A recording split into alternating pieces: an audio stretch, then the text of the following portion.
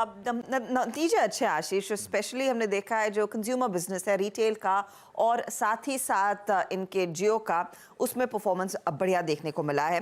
तो रेवेन्यू के फ्रंट पर आप गौर करेंगे, ये 2.25 लाख करोड़ पर आया, अनुमान था 2.5 लाख करोड़ का, तो नियरली इन लाइन है। प्रॉफिटेबिलिटी आप गौर करें फ्लैटिश है, 17,265 करोड़ पर यह आंकड़ा आकर रुका है। लेकिन ध्यान दीजिएगा एबिटा के लेवल पर वहां पर भी थोड़ा सा प्रेशर देखने को मिला है। अब आप गौर इस बात पर करें कि जो प्रेशर आया है, मार्जिन 18.1% है, घटे नहीं, इनफैक्ट बढ़े हैं।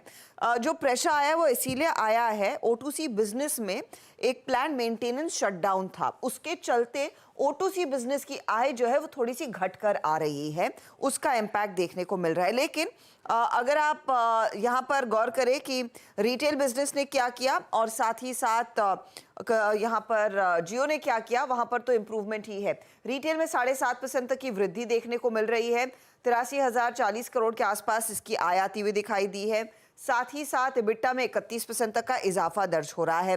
नंबर्स उस लिहाज से रिटेल के काफी स्ट्रॉन्ग है, काफी स्ट्रेंथ दिखा रहे हैं। दूसरी तरफ जियो के बिजनेस पर आते हैं, तो जियो के केस में कंपनी ने रेवेन्यू ग्रोथ करीब 2.5% बढ़ाकर दिखाई है। Quarter on quarter, year on year अगर आप गौर करेंगे तो 10% से ज्यादा का इजाफा देखने को मिला है। आरपू बढ़ा है, 181.70 पर आया। ऑफ कोर्स मार्केट में कुछ रिपोर्ट सजेस्ट कर रही थी 183 के करीब ये आता हुआ दिखाई दे सकता है।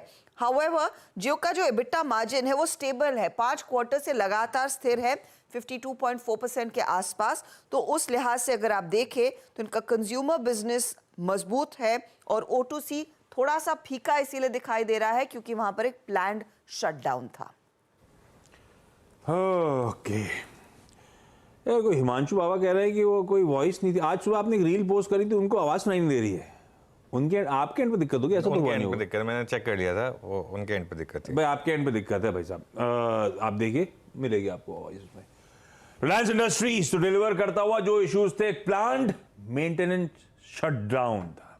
माइनस ये फंडामेंटली जो टारगेट्स है ब्रोकरेजेस के वो आपकी स्क्रीन पर। माइनस चार्ट्स पे कैसा प्लेस्ड, क्या करना चाहिए? देखिए चार्ट पे मैंने पहले भी बहुत बार मेंशन किया कि जो ब्रेकआउट हमें पिछले हफ्ते देखने को मिला है जब स्टॉक 2630 के ऊपर निकला, वो बहुत इंपॉर्टेंट ब्रेकआउट है जिसके टारगेट कम से कम 2950 और इस ब्रेकआउट के एक्चुअल टारगेट अगर हम देखेंगे तो 3200 रुपए के आसपास के आते हैं। तो ट्रेंड तो बहुत पॉजिटिव है और जो गिरावट हमें पिछले 2-3 दिनों में देखने को मिली है वो बढ़िया बाइंग अपॉर्चुनिटी है। पोजिशनली अभी भी खरीदारी करके चलनी है, 2630 के नीचे आपको स्टॉप लॉस लगाना है और कम से कम 2950 के टारगेट आपको रिलायंस में सेट करके चलने हैं।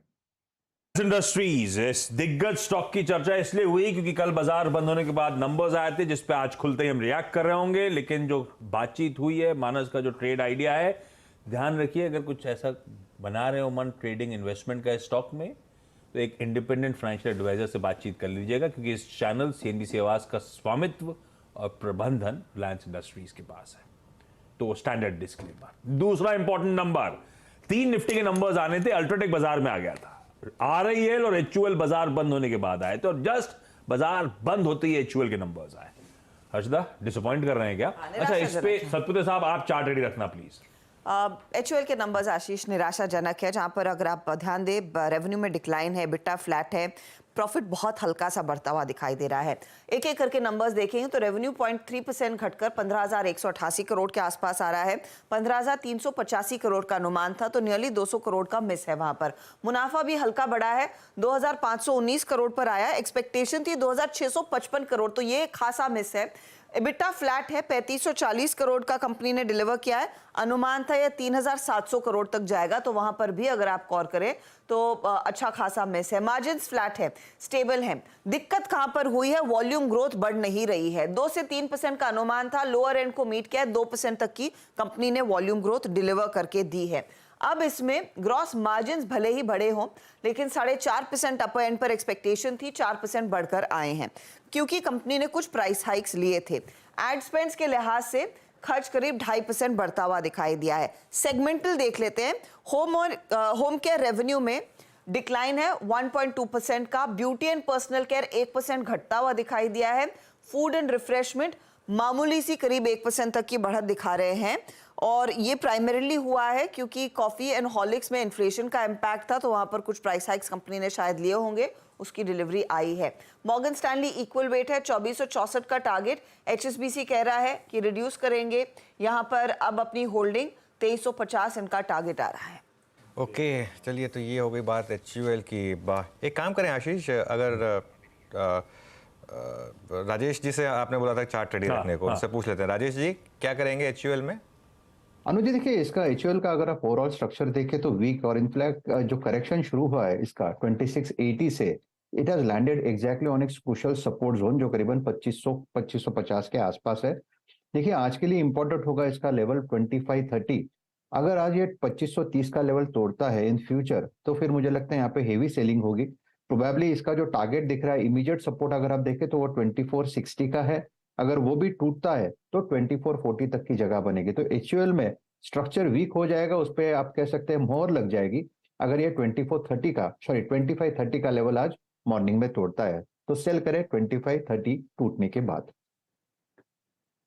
चलिए अब एक काम करते हैं, जो आपके इतने सारे सवाल आए थे उन पर एक काम किया जाए। क्यों ना एक ऐसे इंसान से पूछा जाए जो शायद एक ज्यादा अच्छी पोजीशन में उसको आंसर और हमेशा विलिंग रहते हैं सबकी क्वेरीज आंसर करने हमेशा विलिंग रहते हैं सबकी क्वेरीज सॉल्व करने के लिए, सबको हेल्प करने के लिए।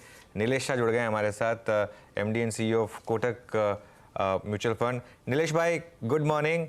और गुड मॉर्निंग अनुज भाई। आपका ट्वीट देखा मैंने कल शाम को, लेकिन अगर आप हमारे व्यूअर्स को समझा पाएं इसका मतलब क्या होगा कि आज म्यूचुअल फंड बिल्कुल पार्टिसिपेट नहीं करेंगे मार्केट में?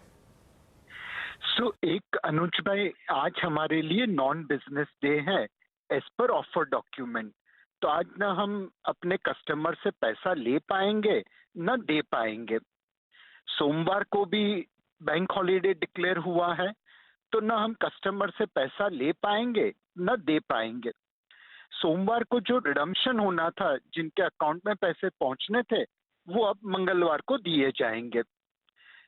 बाकी बात रही म्यूचुअल फंड के पार्टिसिपेशन की मार्केट में, मार्केट आज ओपन है, तो टेक्निकली अगर फंड मैनेजर चाहे तो वो मार्केट में ट्रेड कर सकता है।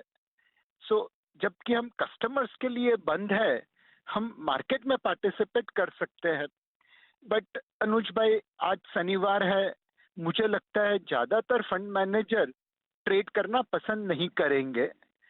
कुछ एक फंड है शायद जहां पे लोग अपॉर्चुनिटी देख के कुछ निवेश करे या ट्रेडिंग करे, बट बहुतेक फंड आज शायद मार्केट में पार्टिसिपेट नहीं करेंगे। बहुत इंटरेस्टिंग चीज कही आपने। रिडेम्पशन की जहां तक बात है, कौन सी NAV एप्लीकेबल होगी नीलेश भाई? और आज अगर कोई अपना म्यूचुअल फंड, आज मान लीजिए मार्केट में 300 पॉइंट की रैली हो गई और कोई अगर चाहे उसमें रिडीम करना, तो उसके लिए कौन सी NAV लगेगी फिर? अब मतलब जो भी रिडम्पशन आएगा उन सबको ट्यूसडे की NAV मिलेगी, बिकॉज शनिवार और सोमवार दोनों नॉन बिजनेस डे है, और फ्राइडे को जिन्होंने रिडीम किया उनको तो फ्राइडे की NAV मिल गई। ये इक्विटी फंड के लिए एप्लीकेबल है। आज अगर मैं रिडीम करता हूं तो मुझे ट्यूसडे का ही NAV मिलेगा, चाहे ट्यूसडे को मार्केट ऊपर हो या नीचे हो? यस, बिकॉज अब ये सब नॉन बिजनेस डे है, तो जितनी भी रिडम्पशन एप्लीकेशंस आएगी उन सब की प्रोसेसिंग मंगलवार की ट्यूसडे की NAV के हिसाब से होगी। भाई, आपको नहीं लगता आज मार्केट का थोड़ा इक्विलिब्रियम बिगड़ेगा अगर एक साइड पर म्यूचुअल फंड्स नहीं होंगे? और मैं अज्यूम कर रहा हूं कि शायद FIIs भी कम ही पार्टिसिपेट करेंगे सैटरडे को। अनुज भाई, आपकी बात बिल्कुल सही है, बट मेरे हिसाब से मार्केट इफिशिएंट है। इंस्टीट्यूशनल इन्वेस्टर्स की आज पार्टिसिपेशन कम रहेगी। Local insurance company, local mutual funds, foreign portfolio investors, ज्यादातर मार्केट रिटेल ड्राइव करेगा। एंड सिंस इंस्टीट्यूशनल इन्वेस्टर्स की पार्टिसिपेशन कम रहेगी, तो रिटेल अपने आप में एक इक्विलिब्रियम बना लेगा। बैठ जाएंगे कैसे ना कैसे। Nilesh sir hi, good morning. जरूरत थी क्या इतना रायता फैलाने की? इसे कुछ थोड़ा सा बेहतर हैंडल नहीं कर सकते थे हम लोग? इसमें तो जो सरकार ने ऑर्डर जारी किया उसका इम्प्लीमेंटेशन करना पड़ता है। एंड एक चीज जो मैं आपको कहने चाहूंगा कि पहले आधे दिन की छुट्टी डिक्लेयर हुई थी, तो रेगुलेटर जो हमारे हैं सेबी, उन्होंने हमें सामने से फोन करके पूछा कि इसकी वजह से आपको कोई तकलीफ होगी सोमवार को, कैसे हम अपने कट ऑफ टाइमिंग चेंज कर सकते हैं, क्या करना चाहिए। नॉर्मली हम रेगुलेटर के पास जाते हैं कि सर हमें ये तकलीफ है, कुछ मदद करिए। इस बार रेगुलेटर हमारे पास सामने से आया कि अगर आपको कोई तकलीफ होने वाली है तो पहले से बता दे ताकि हम इसको सॉर्ट आउट कर सके। तो ये जो अप्रोच है हमारा रेगुलेटर का कि पहले से ही तैयार हो जाए, वो एक्चुअली काबिले तारीफ है। Nilesh sir, thank you so much सुबह सुबह जुड़ने के लिए। थैंक यू सो मच, बहुत सारी सबकी क्वेरीज को आज के इस इंटरेस्टिंग सेशन की सॉल्व करने के लिए। तो ना म्यूचुअल फंड पैसा लेंगे ना देंगे।